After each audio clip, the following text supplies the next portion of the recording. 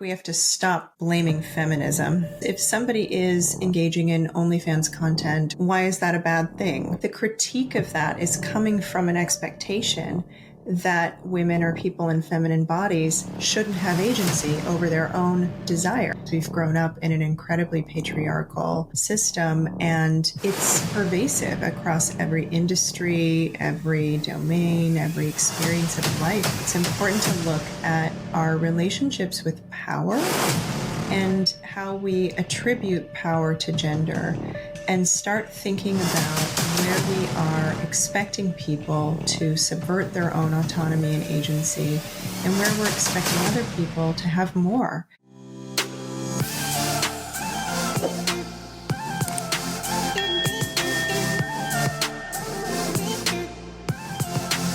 Welcome back, everyone, to Diary of an Empath. I'm super excited for today's guest, two-time reigning champion on the show, Dr. Kate Balestrieri. She is one of the leading sex therapists in the country. She's a consultant for multiple huge social media platforms and also runs her own podcast called Get Naked with Dr. Kate. Welcome to the show. Welcome back. Oh, thanks so much for having me back. I'm thrilled to be here. It's been I think it's been a good year and a half that we did that episode. I can't believe it's been that long, and we had a great conversation about sex and sexual health, and got so much amazing feedback from that show. But for those that don't know you, what would you say if you had to define your mission and the mission that you're on? What would that be? Oh, wow. Great question. Do I have to have just one mission? No, you don't. I think one of the main missions that I'm on in my life is to help people move away from a place of pain or shame when it comes to their sexuality into a place of liberation, pleasure, thriving, integration, and fun and meaning. So that can take a lot of shapes and forms, and a lot of mini missions prop up that larger one. But I would say that's probably the biggest goal that I have. Yeah. And I think that's why I was attracted to your platform and why I had you on the show initially. And we tend to have a lot of side conversations, you guys, and our side conversations are so good. And one of them, I really wanted to have an episode and talk a little bit about this concept of gender essentialism. And what I found really fascinating about this concept is the way that you broke it down. And so I would love for you to explain to everyone listening, because there are some people that have never heard this term, which is okay. A lot of people haven't. What does that mean, and why is it important? So gender essentialism is a super important term because it helps us understand the way we think about gender as a construct. And a lot of folks grow up thinking that there are specific traits that are biologically organized and unique to people of different genders. And this is gender essentialism, right? It's basically a theory that says there are specific intrinsic qualities that are rooted in evolution, nature, biology, and they are fixed, immutable, and specific to gender. And the reason this is important to, I think, know is because we have to be able to challenge it, right? This would create a really rigid understanding of human beings and human nature. And it is something that a lot of people really fully believe, but it's created for society, for individuals, and in romantic relationships and sexual relationships, a lot of problems and a lot of room for there to be a lot of jockeying for power and jockeying for inequities that create people, or that keep people fixed in really rigid and limited roles in their lives, people of all genders. So what might some of those stereotypes look like? So if we were to give a few examples of how that might look in today's, let's say, modern dating or modern relationships, can you break down maybe some of those stereotypes? Sure. I mean, some of the stereotypes are really loud. It's things like men shouldn't cry, or men shouldn't be emotional. that's rooted in a belief that is essentialist at its core. Of course men should cry. Of course men should be vulnerable and can express a multitude of feelings. Human beings are born with that diverse experience of emotional capacity. But gender essentialism tells men they should only be a certain way. When it comes to women, there are essentialist beliefs that say women should be nurturing. Well, the reality is women are not biologically born nurturing. There are a lot of mothers who have children who are not very nurturing at all. But there's a belief that because people are born with certain genitals, that means something about their personality and how it ought to develop. And so there's rigidity when we have a gender binary that says people should be this or should be that, and that's it. And that it really eradicates a lot of soul from people's existence. And it dismisses the scientific reality that there's tremendous diversity in how we show up in our personalities and our nervous systems and our temperaments. And that's not really related to gender as a biological truth. How it does get related to gender is the way that we've conditioned people to believe they should be. And so when you tell people they should be a certain way, they often will conform to that script or they'll rebel against it, right? And so it whether or not someone shows up with these traits of essentialist belief is really has more to do, in my opinion, with their relationship with authority and their relationship with a sense of safety in the world. If people feel safe enough to rebel, they will. And if people don't, they'll often conform. And so when we look at that and say, well, that's a biological truth, it's not. That's a misunderstanding of the way that human nature is shaped by the way we are nurtured. That was a good breakdown. It reminds me of Andrew Tate. Listen, for you guys, you Tate supporters out there, I'm sorry, I can't get on the Tate train. It's a lot of that internal misogynistic. I just don't understand it. But what I hear a lot, and I remember when the whole Tate thing was big, was this talk about women should be submissive and how men want a submissive woman. And there are some women online who we won't name, but there are some women that we see that are, on that type of same Tate train who have this concept of a man wants a traditional woman and a submissive woman. My question to you is, do you think that's true, or is that something that's just built in this gender essentialism and this internal misogyny? And is there anything to even back that up? I think this is a great opportunity to point out the diversity of human beings, because men are not a monolith, women are not a monolith, and there are people who identify, all along the gender continuum, outside of these really polarized experiences of gender that we're talking about here. So there are some men who would prefer to feel very strong and competent and superior and in control. And for them, a partner who relinquishes control and is deferential to them is probably really appealing in some ways. And for some of those partners, some of those people who would prefer to be more submissive, if you want to use that language, they really benefit from not having to be responsible for things. That can be okay if at its core, these people have an understanding of equity and equality, right? So having someone defer to you might make you feel big and strong and tough and really good about yourself in a lot of ways. But if that requires them to subjugate their own rights, that's not really control. That's just dominance. And that is, in my opinion, a huge show of insecurity if you require this outside of a base that is rooted in equality. So do men want somebody who's submissive? I don't know. I think a lot of men who are organized around these ideas of precarious masculinity do want someone to submit to them, but I don't think that they're actually attracted to submissiveness. I think they actually are attracted to the idea of being dominant and breaking down someone's boundaries and taking over their rights. There's a lot of inherent dominator culture that comes out when we look at Western society and we look at the way that patriarchy influences people's beliefs about worthiness, control, power, value.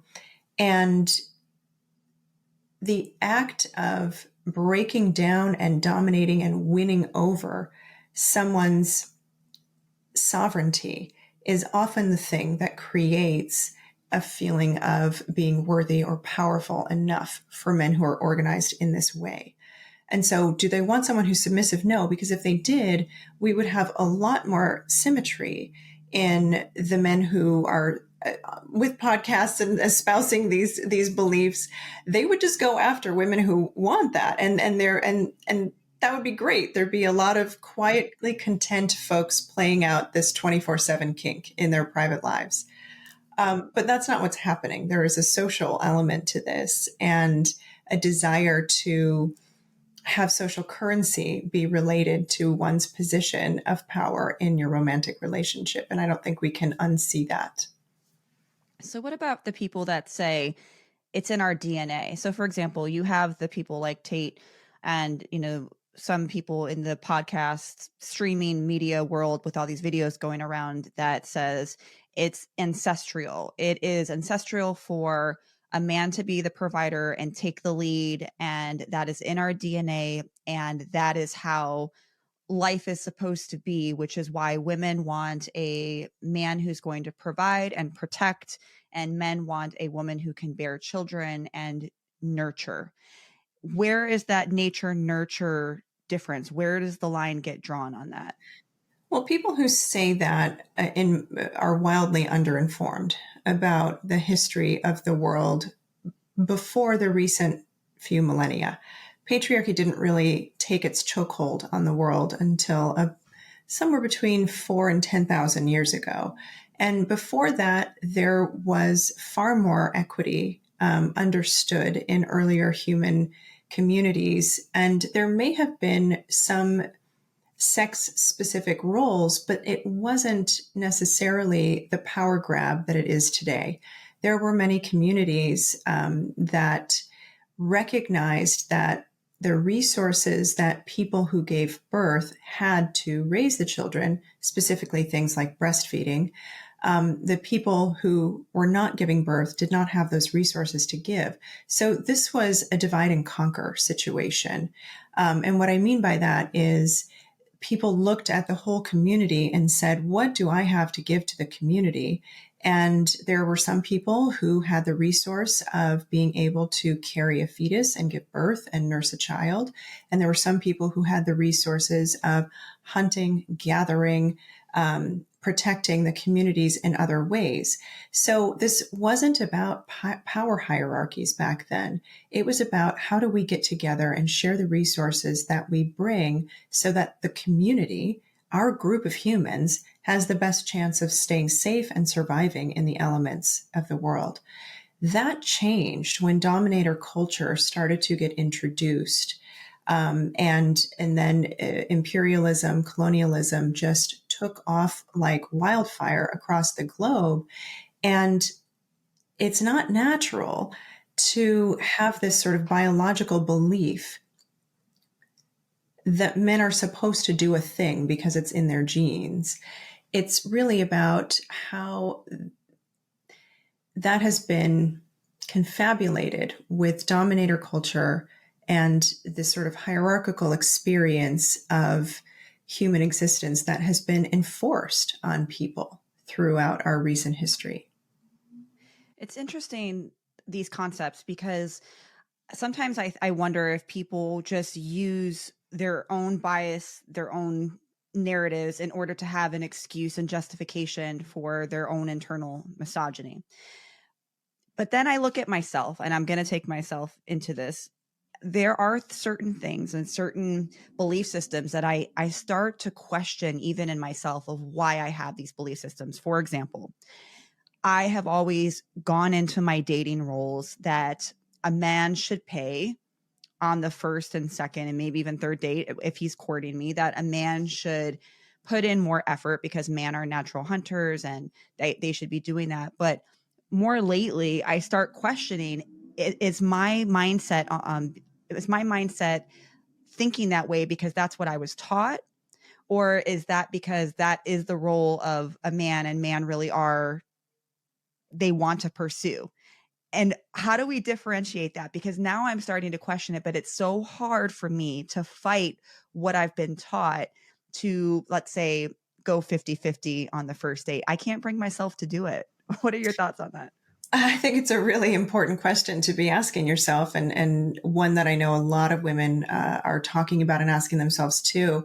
Here's my thought on this, and lots of people are probably going to bristle when I say this, but we live in a patriarchal society, and so how I think about this is that if we're looking at heterosexual relationships, men have an opportunity to be just as committed to dissolving these systems of patriarchy and creating equality as women do. And there are going to be some men who say, great, let's start that by paying the bill 50-50. And in my opinion, if that's the only thing they're doing to obliterate patriarchy, then they're not really an ally and they're not really working for equality. They're exploiting feminism. They're exploiting the efforts of women to create parity in the social landscape, in the dating landscape, in the political landscape. And they're saying, oh, cool, this benefits me. So let me start with that. So if that's all the man is doing to fight for equality and to show up from a place of equity, he's not really thinking of you as an equal person. But so in that case, I would say, sure, he's pretty much a patriarchal thinker, and he's really benefiting from your hard work and emotional labor to achieve equality. And so in that case, have him pay for dinner. Sure. When patriarchy is completely obliterated, we can go 50-50 on a lot of these things, but Bingo. It's not. And I haven't seen a wave of men fighting for equality in the same way that women have. So I think it is a really nuanced conversation that every person who's dating can ask themselves and figure out, where do they feel comfortable? But definitely when I'm looking at the equation, I'm wondering, are men also showing up with equal emotional labor, equal domestic labor? Are they shouldering half of the mental load in a way that feels equitable for both partners, right? Everyone's constellation of that is going to look different. But when they're doing that, I think, yeah, sharing your financial resources 50-50 makes sense, because you're also sharing these other experiences and resources in a more equitable way. But if that's not happening, ladies, do not feel bad about 100%. getting your dinner paid for. Oh my gosh, thank you. Yeah, like that, those are the things that I think about. And here's the thing, and I have even heard, it's not just men. It's not just men. There are some women out there who they feel very strongly, but it's interesting, but the differences are, the reasons are different. When I hear from men, they who believe in the whole 50-50 thing, it's usually because either they're not, maybe not financially stable, or they view women who want to take advantage.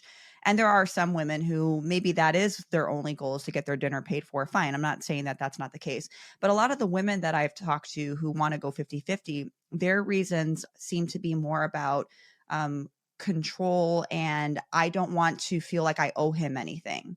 That's always the answer that I hear. I don't want him to think I owe him. So by me paying my half, if I don't want to do anything or don't want to owe, I can say I paid my half and I'm out. Why do women think like that? Why do you think? Because patriarchy has created a dating system where men do expect to be able to get what they want if they pay for a woman's way in some way. Not all men, of course, but men who are organized with this sort of higher level of adherence to sexist beliefs, they do tend to exhibit a lot of entitlement. So if I pay, that means I own, that means I get. And I don't think it's conscious for some of them, but definitely for many it is. And there is this expectation of a transaction that's happening here. And so many women will say, I don't want to accept this from you because you're not entitled to me. And the only way I know how to exhibit that control is to deny this sort of transactional experience from the get. And I think that's okay, right? If that gives a woman a sense of power and a sense of control and a sense of autonomy, then that is a beautiful way for her to say, you don't get to buy my time, sir. What else are you bringing to the table? What else do you have to offer, right? Because when somebody's approaching dating from a purely transactional space, which, by the way, can be okay if both people or all people involved are on board with that. I'm not saying that that's necessarily bad or wrong. But what's happening is a lot of folks are showing up with transactional intentions, but they are pretending and performing relationship courtship. And that's where it gets really confusing, I think, in the dating landscape, because it's hard to understand when you don't know someone very well, what's their intention here? And there's just been a long history of, men expecting that they should pay, but then also expecting that they should get some benefits from doing so. Mm-hmm. And there's nothing wrong with, like, if you're into first date sex and that's okay with you and you're doing it safely and consensually, totally not saying that it's wrong, because I think you should be able to do what you want when you want, as long as you're emotionally and physically and spiritually safe. But I do feel like you made such a good point with the transactional versus, courtship, and how that can really get misconstrued. And it's really difficult to do transactional type of dating when you're wanting a man to court you, or vice versa. There's this post that's been going around, I don't know if you've seen it, where it's a list of places not to take a woman on a date. Have you seen that? Yeah, I have. I think it's like Arby's and Chili's, and it's very 50-50. I'm going to be honest with you. I agree with a lot of what's on that list, but my reasons are different. It's not because of the places, although I think there's way better restaurants that are out there. Personally, I wouldn't take myself to those places because it's just not in my taste. However, for me and from a lot of women that I talk to, I think the majority, at least a good percentage of women, I feel like it's more about the effort behind when a man, and we're talking about heterosexual relationships, when a man is courting you. For me, it's the effort. Like, if I go to a free art museum, the fact that you thought of an art museum, you thought of something special to do, to me, that's what matters more. I just don't like it when a man puts in such little effort. Like, you want to take me to Chili's. I'm 38. Like, I just don't, I don't know. For me, I don't feel like that's enough effort for me. I'm just curious to your thoughts on this, because it's a very interesting viral post that's going around. Did you guys know that I'm not only a therapist, but I'm also a coach and a professional tarot reader?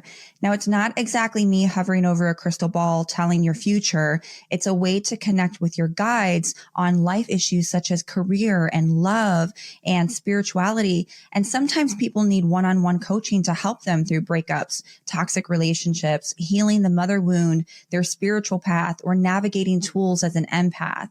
So I do all of these things to help my clients pursue life and decisions and understand themselves. So if you are interested in one-on-one coaching or a tarot reading, click the link below to get started. Okay, back to the podcast. Yeah, I mean, I think a lot of folks are charged around this because it's touching the nerve that is the overlap of capitalism, patriarchy, and personal worthiness, right? We have really conflated our worth as human beings and our worth as partners with how much money we make or spend, or the sort of status of an experience during dating. So a lot of folks, I think, believe that effort equates financial capital. So if I take someone and we get bottle service at a club, she should be grateful because I'm showing her that she's worthy of this experience, right? We are so conflated in our understanding of intention and worthiness in relationships that a lot of folks look at that list of the 28 places or however many there are, and they say, well, if that person's taking me here, they must not think very highly of me, right? They must not see me as a worthy enough person to put effort in. So I think it's really confusing for a lot of folks, because for some people, that might be a really expensive go, especially in this economy. And it might be that they brought them to Applebee's, for example, because they love one of the desserts and it's nostalgic for them. But we are so wrapped up in having to prove ourselves as these high value people, but that we are often like misinterpreting people's gestures as indications of our actual worthiness on this planet. So I think it's a dangerous space to be in, to expect somebody to perform at this level or show you a certain level of glitz or glamour or expense to be a demonstration of how worthy they think you are as a partner. But we can't untangle that mess until we start untangling the way capitalism has, for many people, really complicated our own experience of worth as humans and as partners. But to your point, as a show of effort, if somebody has these restaurants or anything on their list is like a low effort, I don't really care, I am showing you that I'm not super interested, but I'm doing the bare minimum, then yeah, I think it's important to have boundaries and to think about, like, is this person showing up in a way that is complementary with how you treat yourself and your lifestyle? And if someone's preferences or their interests are different than yours, it's okay to say this doesn't work for me. But I would really love to see us do that without assigning like low value or high value labels to people, because we're all coming from different places with different intentions in how we show up in the dating space. Yeah, I think it robs us of our diversity. And to your point, I've been out with some men who have wined and dined and have spent way too much money that I wasn't even comfortable with. And that person was not remotely emotionally interested or invested. This was just something that this person did whenever he liked a girl. This was just who he was. He liked to spend money. And I did not, it actually made me uncomfortable because I had never been in that situation, but it didn't mean that he was into me in that way. And I've also had men who were into me who would do something small and a nice gesture. And I really appreciated that. And so I think everybody's different. Everybody's love language might be different, but you're right. We have to recognize that as humans, we're diverse. And when we fit people into these boxes and labels, it does rob us of that diversity. So how can we as men and women really start to understand our own internal misogyny? Because that takes a lot of emotional intelligence and a lot of you really have to put that bias to the side, but we all have it to some degree, right? Or how do we start to recognize that? Yeah, I think from a place of compassion first, right? Whether we're talking about precarious masculinity or internalized misogyny, I think it's hard to escape having elements of that in the way that we understand ourselves and understand society, because we've grown up in an incredibly patriarchal system, and it's pervasive across every industry, every domain, every experience of life. This patriarchal thinking has created a ton of division between people based on this arbitrary construct of gender. And so to start, I think it's important to look at our relationships with power and how we attribute power to gender, and start thinking about where we are expecting people to subvert their own autonomy and agency, and where we're expecting other people to have more.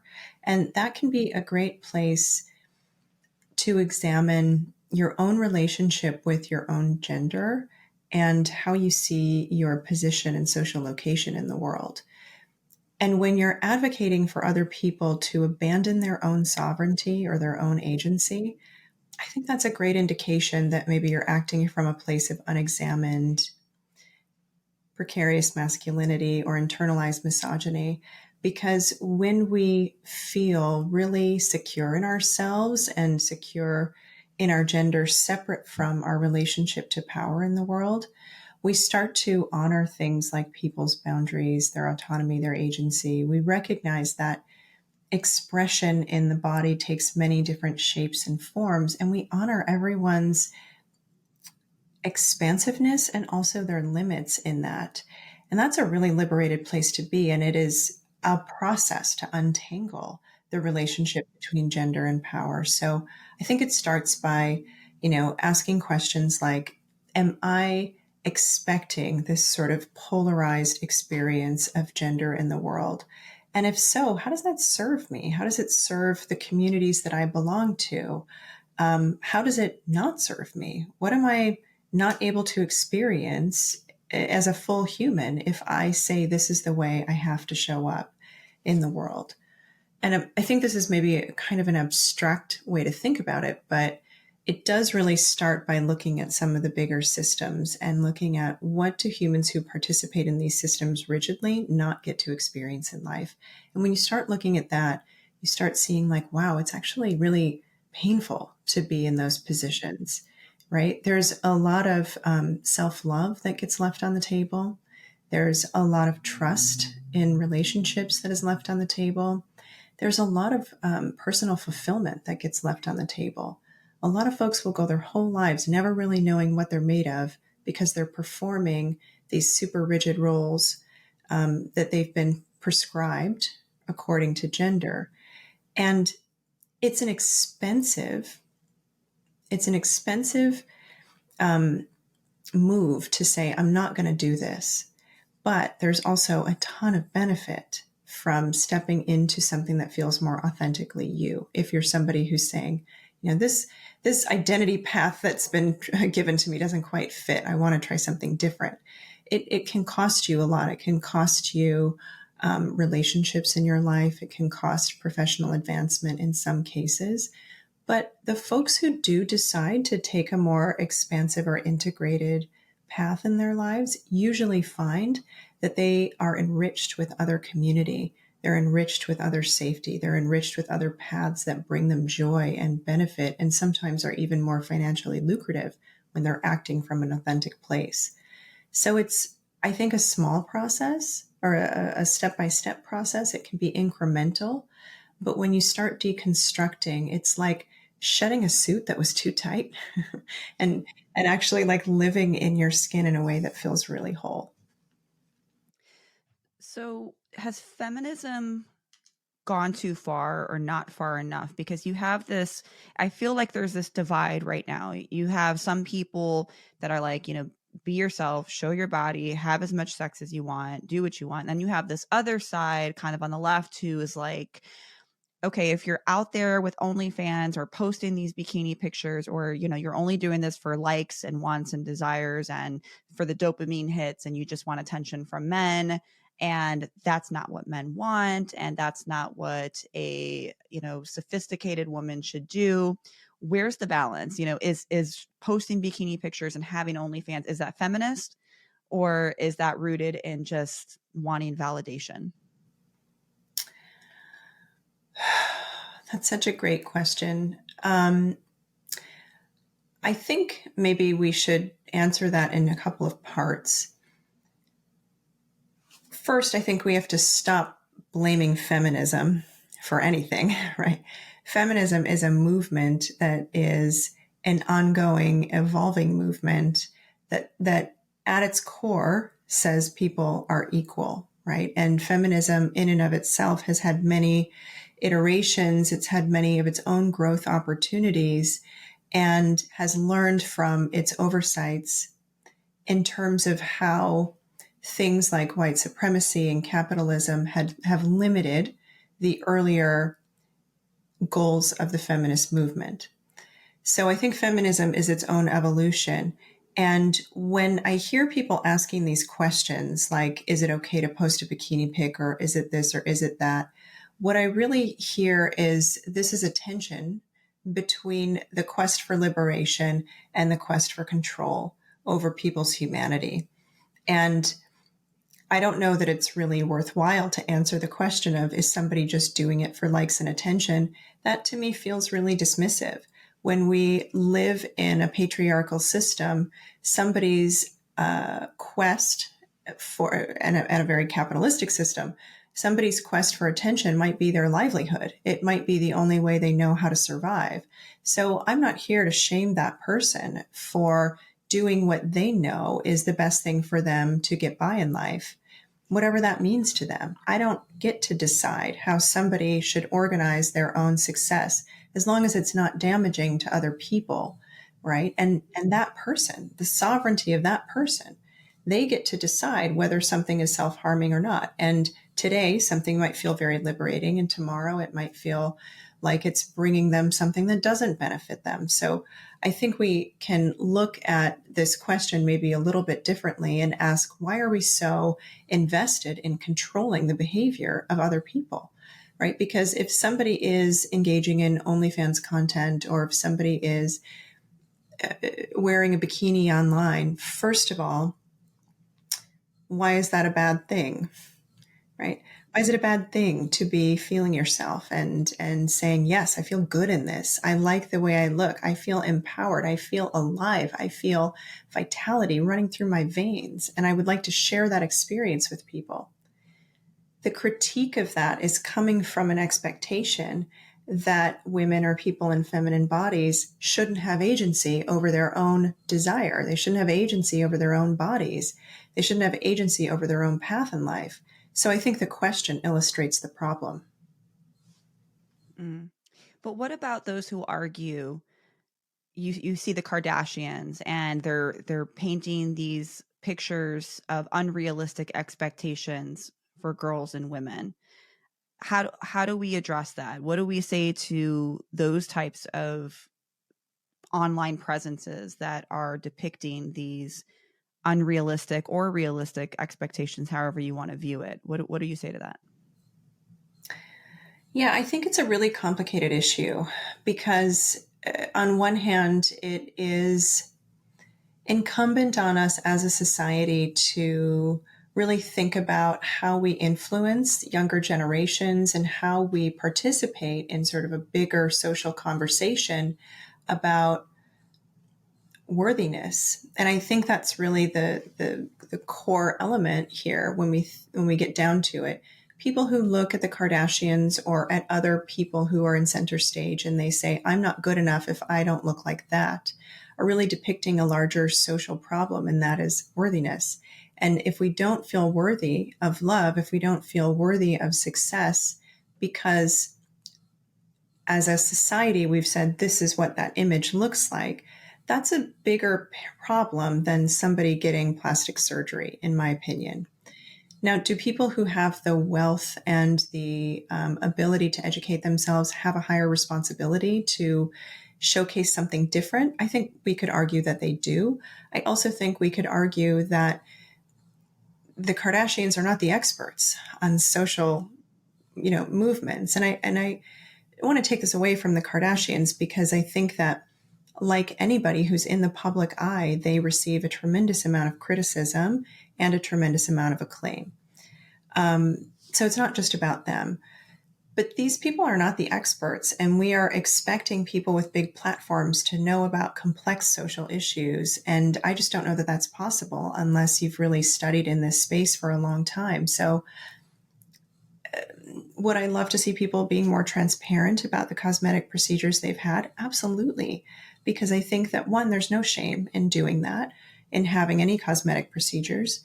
And two, I think it does create for people a better understanding of what's realistic for them and what's not, and what they even want or don't want, right? And there are so many people that fall victim to this idea of what success looks like.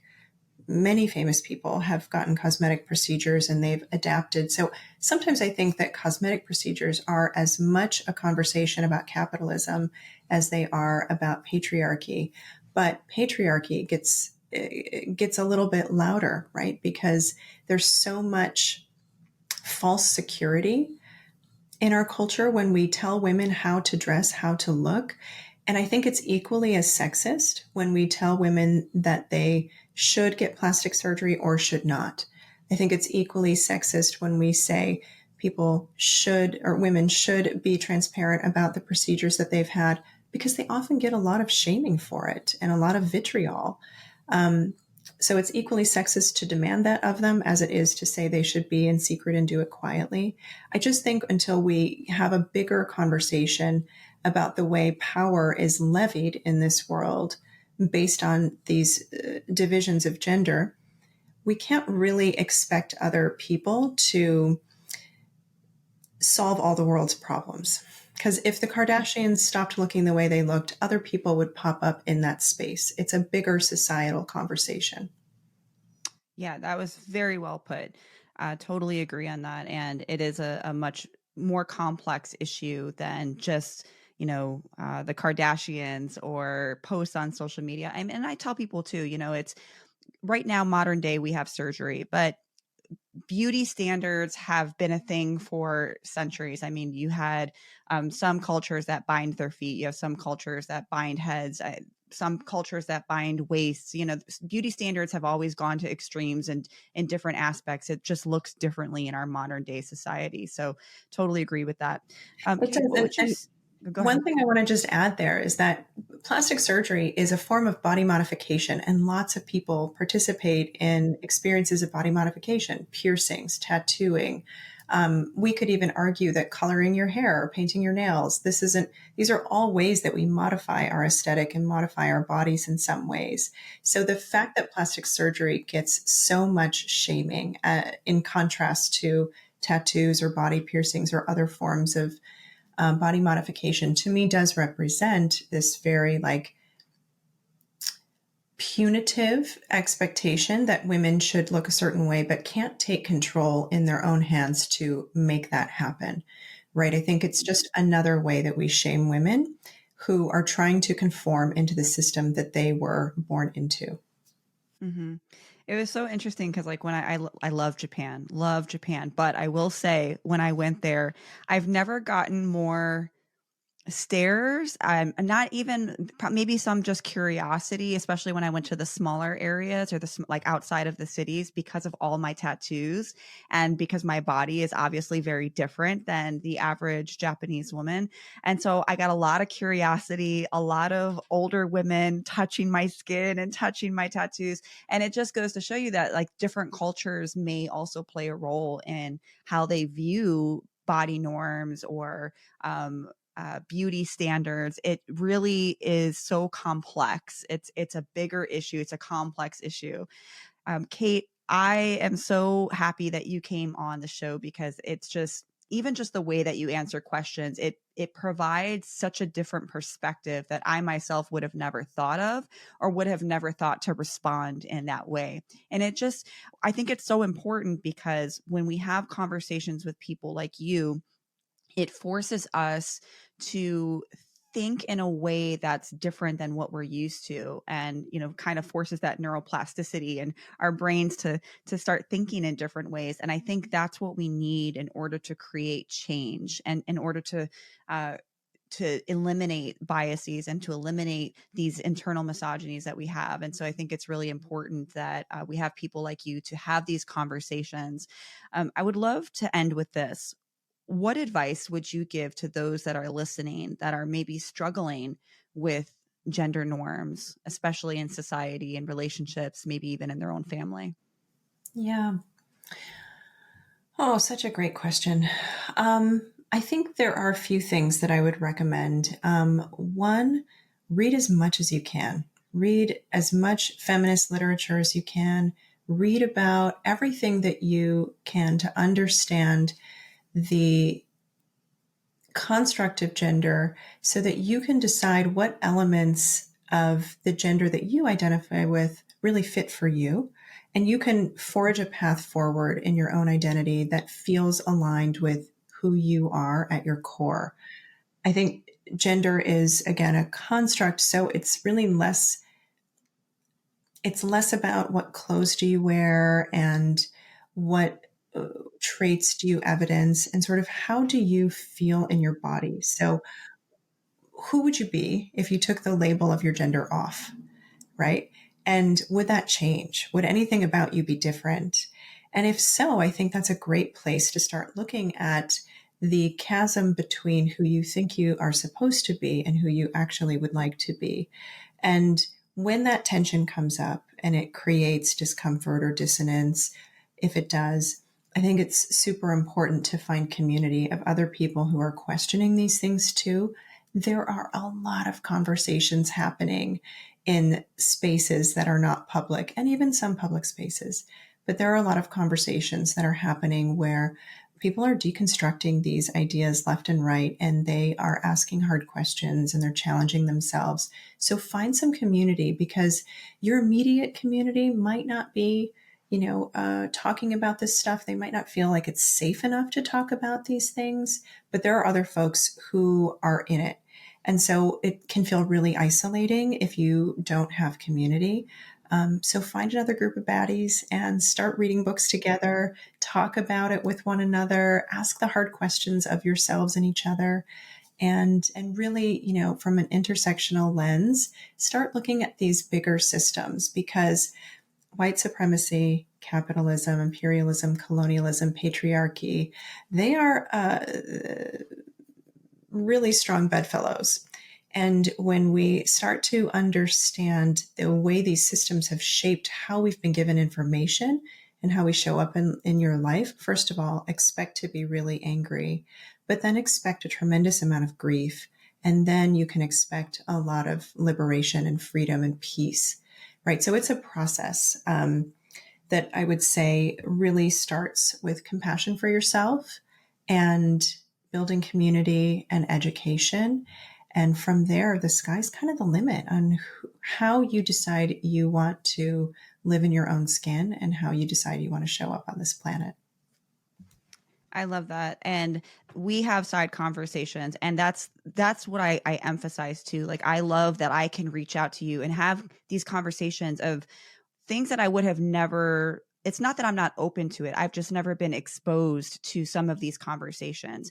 And by having these connections with people like you, people within our space, it opens my line of education up, because if you're only exposing yourself to, echo chambers of things that you agree with or that, you're on board with, you're never going to be open to other perspectives and other cultures and maybe other experiences that people have had. So I totally align with that, community is so important. And so I thank you for, your expertise and, the conversations and the things that you've even taught me are so important. So thank you. Dr. Balestrieri, where can people find you? I know you have a practice. You also have an amazing podcast. I'll link everything, but let my followers know where they can find you and how to get in touch. Oh, thanks so much. Probably my website is the best place to start, modernintimacy.com. And the podcast, Get Naked with Dr. Kate, or you can find me on Instagram or TikTok at Dr. Kate Balestrieri. Awesome. All right. Thank you. And Dr. Balestrieri, thank you again for coming on the show. And I just look forward to continuing to see your work and where your future leads you. I'm just so excited for you. Thank you again. Well, thank you.